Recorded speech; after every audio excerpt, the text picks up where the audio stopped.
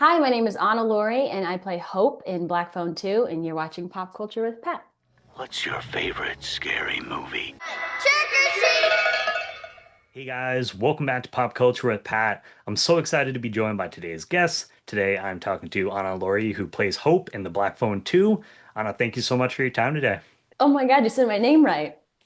Oh, I made sure. I always try to make sure I get that right before I do these things, so I I'm put the glad I did. pronunciation on my Instagram because I was like, well, it's a confusing name. Usually I'm so focused on saying it's Anna, not Anna, that I just let people say whatever they want for the last name. So, Yeah, but I well, appreciate it. Thanks. I love that. Thank you. And I'm going to give you guys a heads up. This interview is going to contain spoilers for Black Phone 2. I imagine a lot of you guys watching have probably already seen the film, considering it was number one at the box office. So, just diving into things on as far as what was your reaction initially when you found out that you're going to be playing this character who is the mom of the two main characters in the film? It's kind of a two-part answer because I found out that I was going to be auditioning for the role. And I that was exciting to me because I've known Maggie Levin, who's a second unit director, and her husband Scott Derrickson, who's obviously the director of the film for many years. And I've always wanted to work with Scott. I just love his directing style, and I think he really knows how to make a scary movie. Um, so just even being considered for the part was really exciting. But when let's see, I guess when did I find out that she was their mother? It must have been when I got the audition sides. Um, yeah, I mean, I was really intimidated by it, I guess, because she's already a character in the first movie. You know what I mean? She's a presence, and they talk about her, and so there are shoes to fill. Um, and and those three actors are such a tight unit, you know what I mean? And they're such a great family, beloved cinema family. So yeah, that was on my mind when I was sort of entering the world of it. And I actually set up a meeting with Madeleine before we shot just to have a little meet and greet, here in Yeah. LA. Because I didn't know, you never know the order of shooting, you know what I mean? And I was like, I think it'd be good just to have each other in mind, when we're going into these characters. Um, and we just clicked right away, which was really great. We were like, we have a lot in common, and I think we're very similar people. And we keep remarking on how crazy it is that we look so much alike. You know what I mean? There's quite a family resemblance actually, which is cool. Yeah, I actually just had Maddie on recently to talk about the film, and yeah, I mean, performance just incredible in this movie. Oh my God. I mean, it is if the film is filled with heavy hitters. And I Yeah. think that that is partially because of Scott and Cargill, C. Robert Cargill, the writer, um, they write scenes for actors and they write characters for actors. I think they're attractive. The scenes are attractive to actors because they're so, rich. The characters are well developed. It is not like, a cheap horror film. You know what I mean? It's not archetypes in any way. So, it attracts people like Ethan Hawke and Demian Bashir and Madeline included. I mean, she's just like, I mean, I can't imagine. I don't think at 15 I could have done that, Yeah. No, it's insane. I mean, yeah, from top to bottom, you guys have a great cast for this film. And so we knew about the character, like you said, in part one, but what information did you get about the character for this film specifically, and how did you want to make the character your own as well? That's a great question. So in this, I have, obviously I got the script and I was really, really actually, this is going to sound weird, pleased with the fact that Hope did not take her own life because as I was reading it, I was like, this is a mom who really loves her kids and really cares about her kids and really, and I just can't imagine that she would leave them, and I don't know. I really, really enjoyed playing Hope. I fell in love with her because she has kind of she really is her name. She's got a very a goodness to her. She's a very pure kind of um and I felt and I was really excited to do a story about, mothers and daughters. I felt really connected to my mom. And my mom lost her mom when she was very young and 12, I think.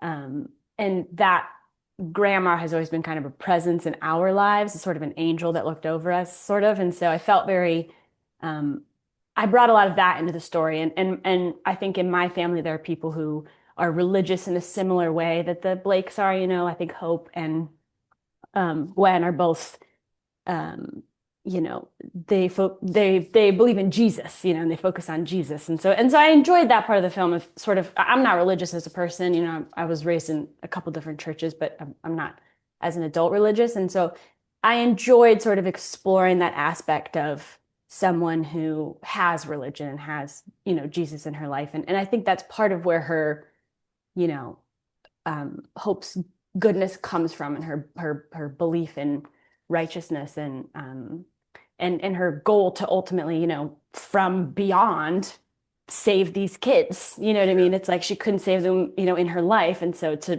be able to free them and to work with Gwen, you know, in the afterlife to save them, I think it's cool. I mean, it's such a when I got the script, it's like three scenes, but it's like there's so much to them. I mean, there's Yeah. so much to study and so much to look into.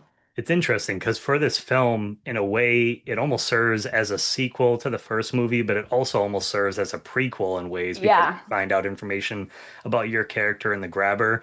Would you be on board if they were to do like an actual prequel film and have your character come back? Oh my God, yes. I would love to do that if that was in the cards. I mean, I like you said, I think this film kind of is a prequel, but if there's anything else they wanted to explore in Hope's story, I would be so on board. Yeah. I'm sure there's definitely stuff that they could dig into for sure. And the way that it did at the box office, hopefully that's leaning towards, possibly getting some kind of sequel, whether There's it's a gotta three be. or I think there's just gotta be. Yeah. yeah. Whatever it is. I mean, the fact that they even, you know, were able to develop a sequel to, I saw a post, I can't remember where it was from, but someone saying like the first movie was remarkably well wrapped up. You know what I Yeah. mean? It was a satisfying, complete movie. Like it I was, was surprised we got this one. I know. And then the fact that they pulled it off, they expanded on the lore and they set it up for more films down the road. I mean, who knows what they'll do with three, you know? I love that. Yeah, I can't wait to see what could possibly happen. And I love the snowy locations for this film. Really kind of I felt cold watching the movie and I thought I saw that you guys were actually on locations filming in the snow. So can you just talk about how that kind of influenced your performance working on the movie? Yeah, we were in Canada, and it's not even northern Canada because it was Huntsville, which is like it's probably about as northern as Wisconsin, I think. And I'm from Iowa, so I'm used to some degree that kind of weather. But yeah, it was like I mean, it was 2 or 3 feet of snow, and you know, I think total had like 2 weeks maybe of shoot days on the movies, and a lot of that was on stages, and so out in the snow, I probably only had a couple days. But there were, you know, crew and cast that were out there for weeks in 3 feet of snow. I mean, it was like everyone had you know, Arc'teryx is like has a chokehold on Canada. Everyone has their Arc'teryx gear, but then everyone had like stuff I didn't even know, battery powered gloves, battery powered socks, battery powered vests. I mean, like everyone was just it was to the point actually where in the costume that I'm wearing in the opening scene, I mean, that's like a real vintage, you know, 50s, 60s wool coat. And I've got like warming layers and all kinds of things and heating pads underneath that. And like wardrobe would come to try to put a warming coat around me. And I'm like, guys, I'm good. Like I am warm. Like they were Well, that's good. so, yeah, they were, I mean, everyone was like really on top of like, are you warm? I mean, I don't think anyone was really uncomfortable the whole shoot. I mean, Madeline had to do stuff outside in pajamas. I mean, Yeah. that's insane. But they had this really hilarious, I don't know, did she tell you about this like they would put like this bell, almost like this like it was the most insane thing I've ever I don't even know how to describe it. It was like an inflatable heat. It would like blow hot air on her. She looked so funny in it. I'm sure I have a picture of it somewhere, but it was cracking me up because they would come put this thing around her and she would be like inflated. So Yeah, no, I got to talk to Rose before the film came out, so we weren't able to get okay. into spoilers, like unfortunately. But man, I'll have to see if maybe we can get her back on because there's so much to talk behind the scenes of So just much. I filming know. some of the My different God. moments. And all the stuff she did. I mean, she did like I just saw a video of her doing her own stunts, sliding into the, you know, she had to do like tank stuff. She was in water. I've never even done Yeah. tank stuff, you know, like she really took on a lot for this movie. Yeah, and we were talking about too how we find out the reveal that Hope didn't kill herself, we find out that that was actually the grabber that did that. So can you talk about how you kind of just prepared for filming that scene and just what went into filming that moment?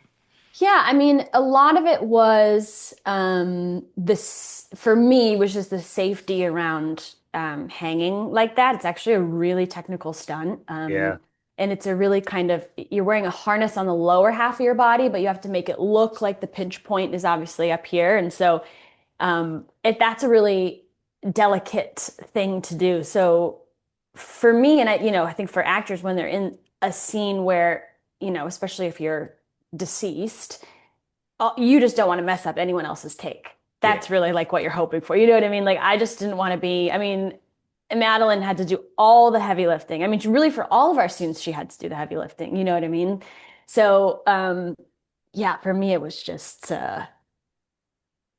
make it look like you're hanging from your neck and just don't move, don't mess up anyone else's thing, because Yeah. and Uh, her and Jeremy both have heavy, heavy scenes, there. oh yeah. Yeah, Yeah. 100%. There's definitely some pretty emotional moments in the film, which I mean, expecting to some degree going into it, but it's always sometimes with horror movies, with another one of your films earlier this year with Final Destination with the Tony Todd scene when he shows up and he Oh, has like his last moments. I was like, oh my God, I wasn't expecting to go to a Final Destination movie and start tearing up in the theater. So yeah.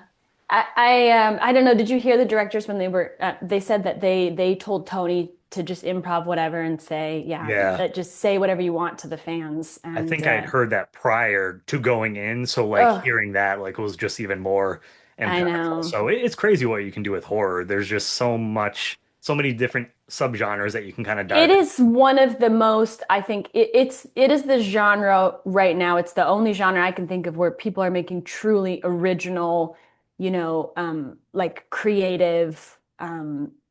I think it's because it's a genre that, it's sort of a unique way that it makes money, right? Like Yeah. it's like the people are coming in for the concept, they're coming in for, and I guess in Final Destination, the legacy as well. And so I think what happens is that new directors can break in a little easier, because they don't have to prove, you know, um, I don't know. I feel like they're horror because it has a different budget level. They'll trust new directors with Yeah. films. You know what I mean? Because they're pretty sure they're gonna whatever get their money back or whatever. But anyway, I think that having it just begets creativity. Do you know what I'm saying? Yeah. Like Oh yeah, I think it 100%. just it draws people to it. And so I think now more than ever, it's it's kind of a what I want to say, it's like a garden of creativity of the types of different movies we're getting. Yeah, and I saw something recently too for this. I'm pretty sure it was for this year that I guess like horror movies in total for the year have grossed it's like 1.2 billion at the box office, which Crazy, is yeah. nuts. Because we had Sinners and then we Yep. had Final Destination, we had Weapons, Yep. we A have lot of Black Phone original stuff 2. too. And we get a Yeah. mixture of sequels and original films, which Well, and I think love. even when you get a sequel, there is an opportunity, and I think this is the strength of what, Zach and Adam did for Final Destination is they did, and Alien Romulus did the same thing. I think when you get a sequel, you go, okay, I'm gonna service the fans and the legacy of this. I'm gonna make a good Final Destination movie, but then I'm gonna put my own touch on, my spin on it. You know what I Yeah. mean? I'm gonna bring, my sense of humor or they did a lot of improv in their directing style, which I thought was really, really fun as an actor. Um, yeah, so Yeah, I think it's the best way I to think you approach could it. be, I think so too. Yeah. I mean, a lot of people, I think people don't appreciate the contributions from their actors sometimes. I mean, I run into directors sometimes that want to micromanage and they have a really explicit vision and they don't really want it to be collaborative. And that is not the case with Zach and Adam or with Scott Derrickson. Scott was also extremely, he is very clear on what he wants, but he's not going to get in and mess with you. He hires people that he trusts and then he lets them do their job, which is again why he gets to work with some of the best actors, in the industry because of that touch, I think. And yeah, it's cool. I've been really lucky to work with in horror, some incredible directors. I would love to work with them again. Yeah, I mean, you got to work, speaking of some of the best actors, working with Ethan Hawke. Can you just talk about that experience of him playing the grabber? Because talking to Maddie, she said that sometimes she didn't know if he was still in character because he would kind of just be sitting there whistling and was Oh kind of yeah. creepy. So, can you talk about working with him? Um, yeah, I only had a couple short days on set with Ethan, but I mean it's incredible to be able to bring a performance like that, especially behind a mask. You know what I mean? Like that is there's a your what I want to say, one of your limbs is chopped off. You know what I mean? If you can't show your facial expressions, to be able to instill the emotion and the terror and everything that he um, brought to that character in all the special effects makeup and the mask and I don't know. I mean, really don't know how he does it, you know? Like I remember Scott one time I was behind the monitor, he was watching a take and Scott was like, he's just the most interesting. No matter what he does, he's so interesting, you know? And it's so true. It's like you can't, you know, he can't not be captivating. Yeah, and the one scene too I wanted to ask you about at the end of the movie, filming the scene where the phone call between you and well, Hope and Gwen. Heartbreaking scene. I know you said you had conversations with Madeline. So, did you guys have a conversation specifically about that scene, and how did you want to approach filming that? Um, well, yeah, that scene was really they had gone back and forth actually if we were going to see Hope in that scene or not, like if she was going to appear as a ghost or not. And and Scott told me, you know, we're not going to see you. We're not going to see you. So then I have the Ethan Hawke problem, right? Which is that I'm it's just voice, you know. Yeah, And so I puzzled over it for a while. I really studied the scene and I got coached on it too because I'm not a parent, you know, and I think being a parent is a really specific relationship. Um, I have a younger brother who sometimes I feel like his parent, but I'm like I wanted to make sure it felt like your mom, you know what I mean? Like I wanted it to feel like my mom when I'm listening to it. So, yeah, um, yeah, and Scott does all the phone calls he records them in like live. Like none I'm not like in a VO booth somewhere like reading lines. So I was standing, 20 feet away in this, standing in the snow in my snowsuit and on the phone with her and yeah, and again, it's just one of those scenes where it's all about Maddie, you know what I mean? It's yeah. just as an actor, all I want to do is serve Maddie and her performance. Um, yeah, I mean, it's not a scene that exists, I think, without either of us. It was just total collaboration and it just came out beautiful. Oh, and Oh you know yeah, who the third character in the scene is Atticus Derrickson because the song that he wrote for the scene, the score is like it's just like stunning, you know. oh yeah, It's like it yeah, I love that scene. I loved it on the page and I'm so glad that I love it in the movie too. oh yeah. It came out amazing. Definitely something that all you guys should be proud of. And Anna, just to wrap things up for you, is there anything else that you want to say about the film, that or Final Destination, and where can fans stay up to date with you moving forward in the future? I'm just on Instagram right now, although every day I think about getting rid of it because I'm just want to live my life in real life and I feel like you get sucked into it. But I like social media. Yeah, I mean anything about the film, not really. I mean, I think as an actor, especially as an actor who's in scenes mostly on the phone in flashbacks, it was kind of an isolating thing to film because I'm like, well, I lived 20 years ago and I'm working when everyone else is off and I'm off when everyone else is working and so the whole experience of creating it was kind of in a vacuum for me, and so to have it come out and to have it, be effective and to see that, the work that I put into it and that everyone put into it is so well received has just been like endlessly gratifying. It's just it means the world to me. So thank you to everyone who went to go see it and thanks for talking giving me a chance to talk about it today because yeah, I've really had such a great time on this film. Oh yeah, for sure. No, it was an honor to get in to talk to you. I love hearing the behind the scenes stories of what goes into creating these pieces of art. Thank you so much for your time, Anna. I can't wait to see what's next for you, and you're welcome back anytime in the future. It's my pleasure. Thanks, Pat. Hi, my name is Anna Laurie, and I play Hope in Black Phone 2, and you're watching Pop Culture with Pat.